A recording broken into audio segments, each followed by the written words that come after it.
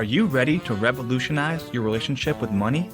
Welcome to the Finding Financial Freedom podcast with the Frugal Physician, where Dr. Disha Spath will be your companion on this exciting financial adventure. Get ready to conquer debt, build wealth, and embrace a mindful spending lifestyle that will empower you to live life on your own terms. Welcome back, dear friends. We're on our final baby step today, baby step 8. First of all, excuse my voice today. I have COVID. We went to Disney World and came back with a souvenir. In any case, getting better, everything is fine, but if I'm a little hoarse today, that's why. So anyway, by now we've gone over baby step 1, protect. Baby step 2, save a starter emergency fund.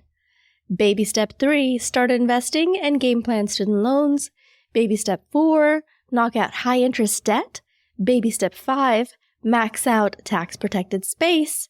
Baby step 6, pay off debt, accept the house, and maybe the student loans. Baby step 7, save up a 3 to 6 month emergency fund. And now, once we're done implementing these steps, we should have our family covered in case something happens to us. We have knocked down a lot of debt, except maybe the mortgage and except maybe the student loans, which we'll have forgiven. We should have plenty in our emergency fund to cover any unexpected expenses so that we don't go back into debt if we do have those unexpected expenses. And we should already be maxing our retirement accounts at this point. That's a very powerful financial place to be. Now we're on baby step 8. We have a lot of extra cash flow because we've paid down our debts and reduced our fixed expenses. But I'm sure we can all think of good uses for that extra cash flow now. But remember, we haven't started saving for college for the kids yet. Some might even want to buy a house, and those who already have one might want to pay it off. Also, during the baby step process, we've been cutting back expenses and not buying things in our want category. Now is the time to contemplate how much of those wants you want to have in your life. Fun process, right? It's really easy to go overboard here and buy the big house, the big boat, the fancy car, and all the things. The hard part is determining how much we can inflate and still meet our goals and what those goals are. Dr. Jimmy Turner of the Physician Philosopher recommends inflating lifestyle by 10% when cash flow increases and putting the other 90% to work investing. I think this is a great idea. How much you increase spending on the wants here is up to you. But do it intentionally, keeping in mind that we still have some work to do to buy our freedom. Remember the financial independence number that you came up with. We still need to keep saving and investing so we can reach that number. Also, we've been putting off investing for college for kids, and we really can't do that any longer because we all know the cost of education is going through the roof. Of course, I'm assuming you have kids here. If not, you can go ahead and skip to the next section. Or maybe you still want to tune in case you plan on having kids in the future. Anyway, we took care of our retirement first because the kids can always borrow for their education, but we can't borrow for our retirement. But now, let's talk about how to invest for kids that we can help them with their educational expenses in the future. There are several accounts available to invest for college. These include personal savings account, custodial accounts like UGMAs and UTMAs, U.S. savings bonds, Coverdell educational savings accounts or educational IRAs, 529 qualified tuition plans including education savings accounts and prepaid tuition plans, and IRA withdrawals. Most doctors use 529 education savings plans. They're offered by every state and each has its own set of rules. But you don't have to live in the state your 529 is in, and your child doesn't have to go to the school there. So you have some choice here. But some states do offer tax incentives if their residents invest in their 529s. New York residents get $10,000 sheltered from state taxes, for example, so take a look at your own state's laws. Unfortunately, there are not any federal tax incentives that I know of to invest in 529s. You can find out about each state's 529 at savingforcollege.com. Setting up a 529 is fairly straightforward. You'll need to provide the beneficiary's information, transfer after-tax dollars, and choose an investment plan. Most offer age-based, target date funds that contain index funds just like in our other accounts, and those are fine. The money grows tax-free and is tax-free at withdrawal if used for educational expenses. So those are your tax benefits. The beneficiary can be changed down the line if your first child doesn't end up needing the money, but your second child does, for example.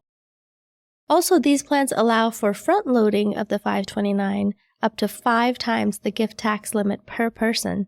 So that can be a great way for a grandparent to reduce their taxable estate, for example. There are no income limits to 529s, and unlike a custodial account, you as a parent maintain control of the account and can make sure the funds go towards education. The second type of 529 is a prepaid tuition plan. It can be offered by a state or a college. In these plans, you prepay some or all of your tuition for your child's future university at today's prices. If your child decides to go to a different state or a different school, some or all of the 529 may be able to be transferred depending on the plan, but your rate of investment return may be smaller than if you had invested in a 529 education savings plan. UTMAs and UGMAs are custodial brokerage accounts that are also available to invest for kids, but these accounts are the property of the child, not you. So they can choose to use this money for college, or they can use the money for other things, whatever they want, like a vacation or drugs or whatever. It's the child's property. Also, because the money in these accounts are the child's property, this reduces the amount of financial aid they're offered for college. We use the UTMA for our kids mostly to teach them about investing. They choose to put money that they earn from chores or gifts from their birthdays in these accounts, and they can get a sense of ownership and satisfaction of watching their money grow. They know it's theirs. They know that it's not mine. So it's their money to invest, and it is a good way to teach them about investing. But we don't use them for their college savings. The good thing is kids can have both UTMAs and 529s, so they are both available to you. Another vehicle to save for college is the Coverdell Education Savings Account. The max contribution is currently $2,000 a year, so it's not much, and the growth and withdrawals are tax protected. Unlike 529s, it can be used to pay for education expenses other than college tuition, such as room and board, tutoring, books, supplies, etc. But it has an income limit.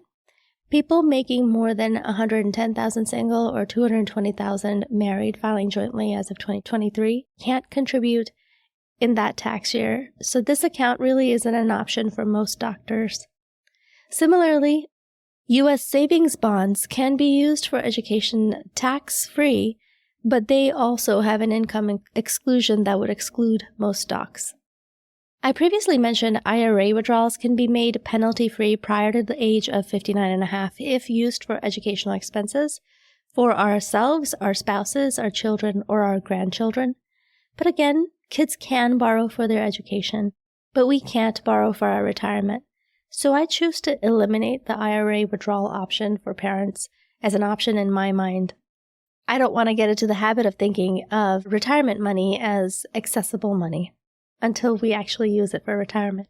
Now, kids can have their own Roth IRAs too if they have any earned income, but that's a topic for another episode. Finally, personal savings in a parent's brokerage account can certainly be used for education, but there are no tax benefits for doing so. The contributions, growth, and withdrawals can all be taxed. Similarly, real estate can be bought and mentally earmarked to be sold for a child's education, or to be used as their housing when they are in college. There are some tax benefits from real estate, like depreciation, but there are so many other costs of running and maintaining a property, so you have to take that into account. Now that you know the options for investing for kids' college, choose one or two and determine how much you want to contribute, and use some of that extra cash flow to get that going in Step 8. Also, in Step 8, we previously mentioned it might be time to buy a home if the conditions are right.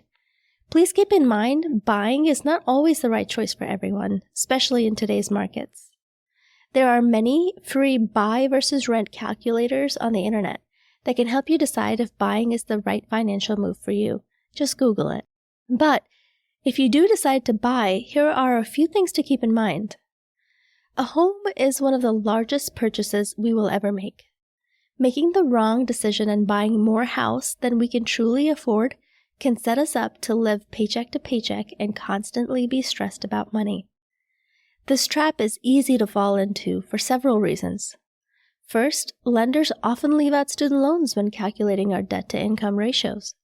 But student loan payments are a part of our reality, and we can have a payment equal to a mortgage in our monthly cash flow for student loan payments. Thus, the lender's calculation of what we can afford can severely overestimate what we can truly afford. Second, there are multiple sectors of the real estate industry that benefit when we buy a house at the top of our budget. The bank charges higher closing costs and collects more interest, the realtor makes a higher commission, the insurance companies charge a higher premium, the town gets higher taxes, the contractors get more work. All of these cost us more money. So incentives between those advising us can be malaligned with our best interests if those are the only people we're listening to.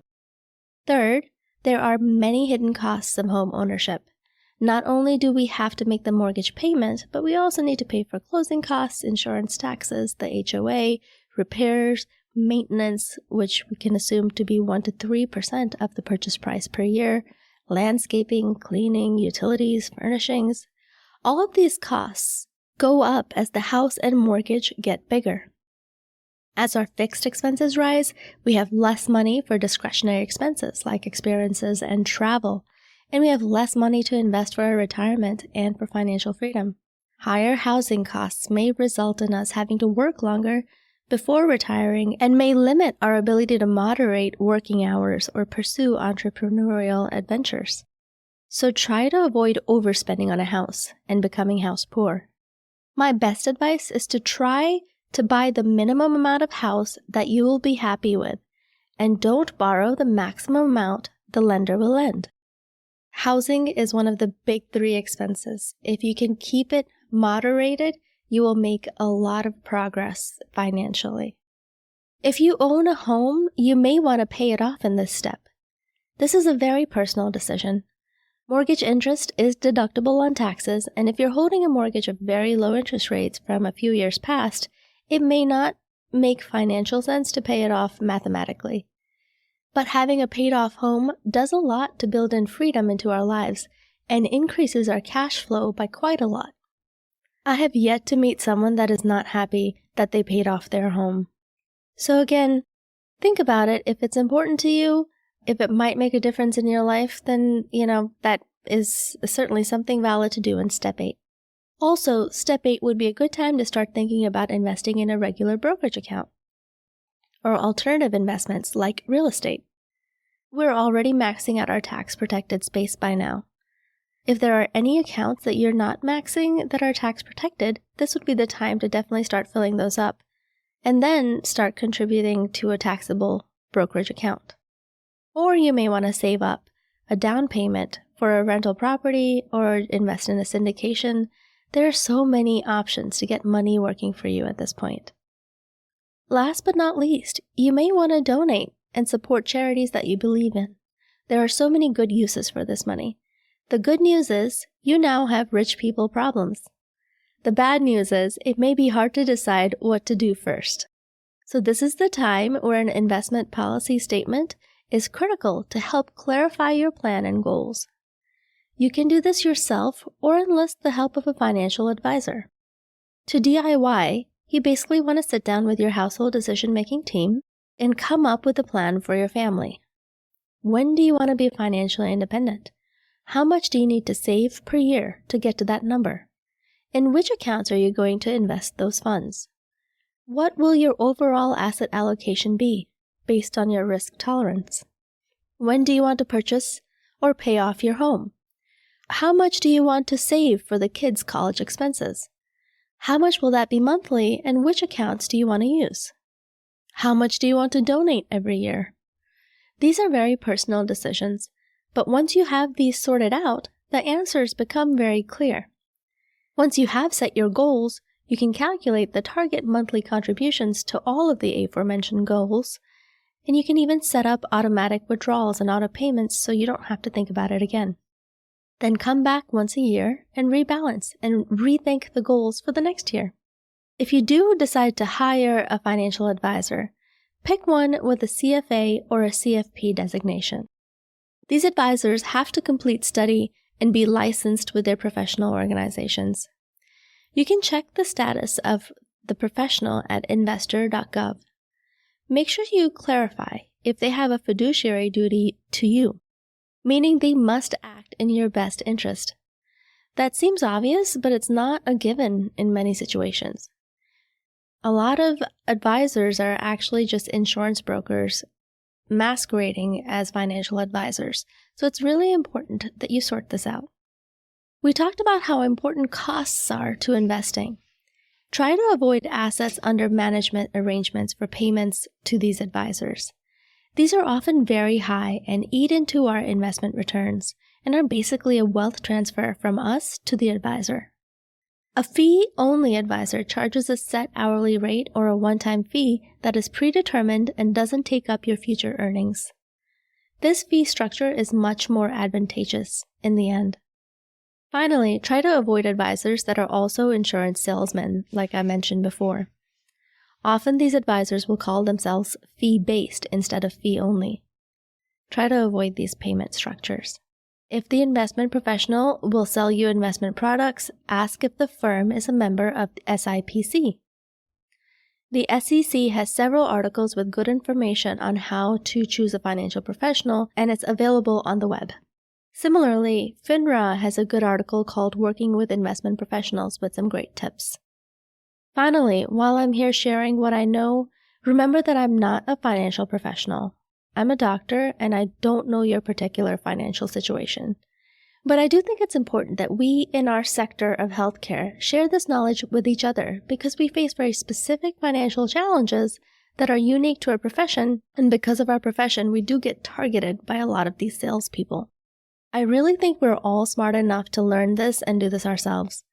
But there is no shame in seeking professional help as well. In the end, the goal is to create financial stability and freedom in our lives. Now that you've made it through these 8 steps, you have the foundation you need to create it yourself. All you need to do is maintain that delta between income and expenses and keep putting away money in smart investments so you can buy your own freedom. So what are you waiting for? Find your freedom, and I, the Frugal Physician, will be back next week with an interview with the inspiring Dr. Stephanie Pearson. Have a great week, everyone, and I hope you stay COVID-free. Thank you for joining me on this enlightening journey through the many faces of frugality. I hope you've enjoyed this week's episode. Remember, you're not alone in this pursuit of financial freedom. Feel free to connect with me on social media, share your success stories, and keep the frugal flame burning bright. Until our next encounter, stay focused and stay frugal, y'all. The content shared on this podcast should not be taken as individualized financial advice. We are here to share our knowledge and experiences, but it is crucial to consult with professionals such as accountants, financial advisors, or attorneys who can provide personalized guidance based on your specific needs.